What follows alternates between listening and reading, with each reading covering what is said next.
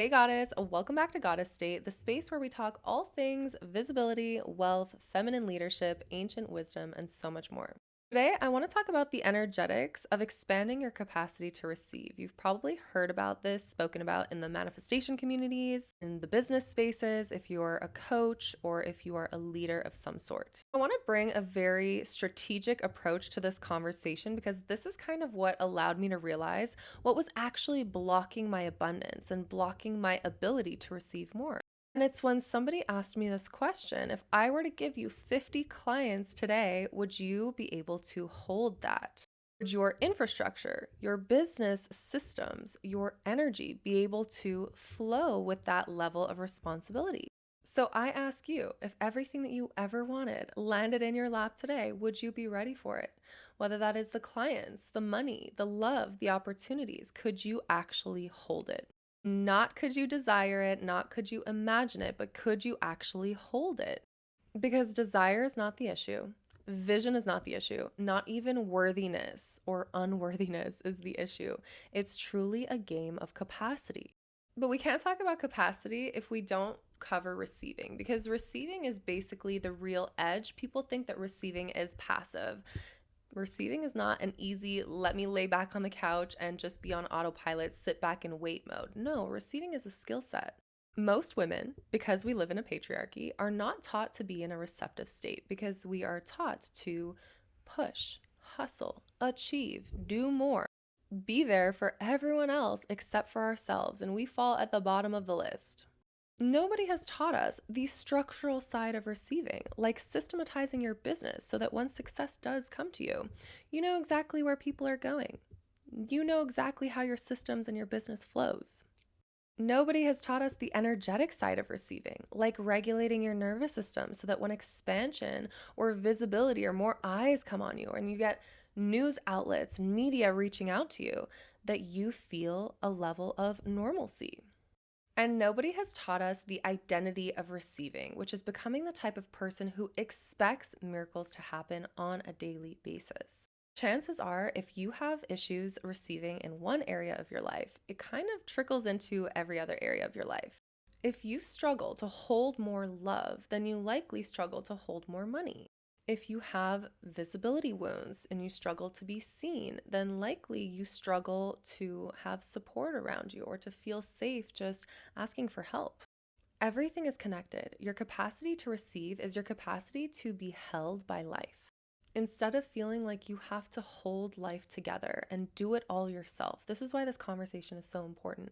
So, I want to define receiving really quickly so that you can understand if this is a state of being that you're practicing. So, receiving is saying, I am prepared for what I'm calling in. I have built the space for it, and I'm available for more. Your capacity to receive has a ceiling, and it's also known as the upper limit. And when you hit that capacity to receive or you hit your upper limit, your nervous system goes into panic mode. This is why one of the best ways to expand your capacity to receive is nervous system regulation, which you can do through EFT tapping, meditation, somatic shaking, and just getting grounded as fuck in your body. So when that person asked me, if I gave you 50 clients today, could you hold them? I visualized what it would be like to have 50 women in my space consuming my programs and all of that. And I felt the panic in my body start to rise. And from there, what was really magical was my brain actually started organizing what needed to get done so that I could feel safe in my body if that were my true reality. And what I realized was energetically and emotionally, it would be great. I would know how to facilitate the conversations. I would know how to, text women back and help them out with whatever they're going through. On the strategic front, though, I wasn't prepared. The infrastructure wasn't there. I was panicking about if people would know where to go in my space. Would they have an onboarding process? Is the confirmation purchase email optimized for them? Do they have a client pathway? Is the content organized? Is the messaging very clear? Will every woman that comes into my space walk away with the transformation that I have promised to them? And how can I ensure that that happens? So I could hear my body saying, we're not ready to hold that level of responsibility yet without completely collapsing and going into fight, flight, freeze, or fawn mode. And the body is smart. It will always protect your survival. So you may consciously want something, but it's not coming into your reality because there's some sort of block where your subconscious mind is actually protecting you. And once you figure out what the actual block is, sometimes your manifestations come in like that because there's finally coherence between what you want, what you're capable of holding, and your subconscious safety in attaining all of that. So, if you're hitting some certain edge or upper limit, then your nervous system is perceiving whatever's happening to you as a threat and it's going to kind of shut down your body.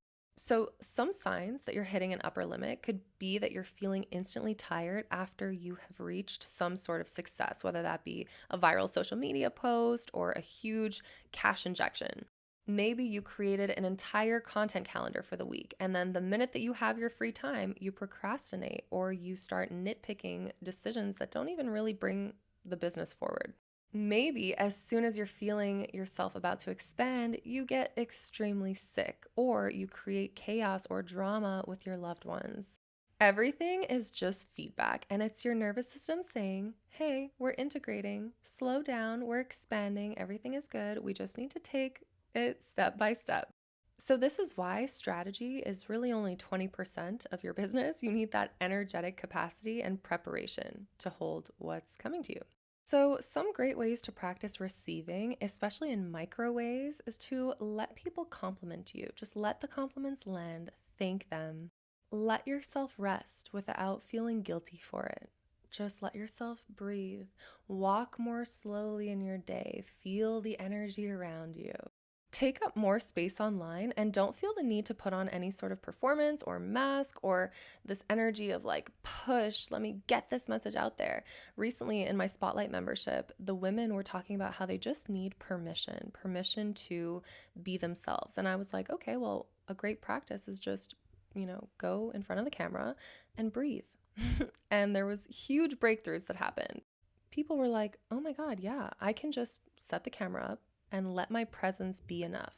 Let my divinity speak for itself. We can't have something and want something at the same time because the energy of want is the energy of absence. So sit with the feeling of having it over the feeling of lack, which is wanting. I will say though, the energy of pure desire is excitement for what could be minus the lack. So you have to really distinguish if you're in that wanting energy of like, oh, but it's not here yet, or you're in that desire energy of like, oh, no, no, no, this desire is bringing me forward. I need that in a very exciting way. Keep money in your bank account and just let it sit there. Let it be a part of you. Don't feel the need to like hyper spend it right away. And then realize that if you're even watching this video right now, you are probably so blessed. You have a roof over your head, you have food in the fridge, you have all working limbs, like you are fucking blessed. And then let that energy of gratitude propel you forward into momentum. Some of the ways that you can practice receiving on a macro scale is building scalable client systems, like I told you that I had to do to call in more. Clarify your brand identity, because when you know who you are, when you know your why, it is so easy to receive support, to receive the right clients, because you're creating that point of attraction where people can find you because you know who you are. Develop a schedule that you can sustain that feels really good for your rhythm. It feels like you're optimizing your energy. Like for me, I have meetings with my Spotlight membership every 2 weeks, so bi-weekly, for both the new and full moons. And this feels really good because we get to integrate all of the lessons from the new and full moons too. Another thing you can do on a macro level is strengthen your boundaries and state your intentions with the people that you are allowing into your space, into your energy, into your world. When you state the intention of what you expect the relationship to be up front, it clears so much energy for the both of you because you know what the bond is about, whether it's for business, whether it's a friendship, whether it's a romantic relationship. Like as clear, the more clear that you can be up front, the less problems you're going to have. And that's how you expand your capacity in relationships because you understand the foundation that you're both building on. And that also goes for business and your group spaces. Like, what is the culture? What is the heartbeat of your spaces? Beyond the transformation, beyond the actual day-to-day work, what vision are you all contributing to that gets you to wake up in the morning, that gets you excited and feeling a part of this community? And something that I really want to bring awareness to is that the universe could be pouring overflow into your cup all day long. And if you are leaking, you will never notice it. And this energetic leakage happens when you don't have boundaries or when you are trying to put your energy into spaces or places that it doesn't belong or it's not even received. If you're trying to overgive to prove your worth or love people who truly don't even see your value or don't love you back. Maybe you're constantly soothing other people's emotions and you're managing chaos and you're not actually being seen at all. Maybe you're performing instead of expressing your authentic truth. And if you're holding everyone else's needs but your own, you're naturally going to have this overall vibe of apathy or resentment or feeling like, where are my blessings? The universe isn't giving me my manifestations yet. Check your energy. This is why so many people are like, I manifest, but it never stays. I get the money and it disappears so fast. I manifest the attention, but it overwhelms me. Maybe they say I get opportunities, but I can't follow through. And this is because abundance is flowing through you, not to you. This is why receiving requires a sealed container. This is a nervous system that can hold chaos and softness. A structure that can systemize and sustain abundance, and an identity that normalizes success and doesn't sabotage overflow. So one of my favorite ways to activate this receiving energy and also expand my capacity to hold is to embody the frequency of expectation. This is what a lot of people call that lucky girl syndrome, lucky girl identity. It's when you expect amazing things to happen to you because you're prepared for them. You live the type of life where that would naturally flow to you. It's where you expect life to be easy and at ease and soft because you're training your nervous system to do that every single day. And it's when you build a strong identity rooted in success because there's no other option. This is get rich or die trying vibes, and the rich can be not only monetary, but rich in all ways of the word. Because we're not here to live a sad, hopeless little life. We're here to be fucking goddesses, to activate our divinity, to live as a walking embodiment of pure potential, and to actualize our wildest dreams into this reality. Imagination is reality. What you can imagine in your mind, you can actualize and manifest on this material plane. But that's a whole other episode. So what is one micro way that you can expand today? And what is one macro way that you can strengthen your container to receive? Visualize yourself in your most actualized reality as your dream higher self and say, what is the difference between her in my vision and me right now? And then fill in the gap. Work your way backwards from that reality to you now, and then create the blueprint. Oh, she puts out a song every single month. She sends out an email every single day. How can I be more her now in this moment? Maybe that means I do 10 minutes of writing for a song today. Maybe that means I strengthen my confidence. Whatever it is, bridge the gap. So I hope this episode gave you the keys to your ultimate expansion, because if you can visualize her, you can be her right now.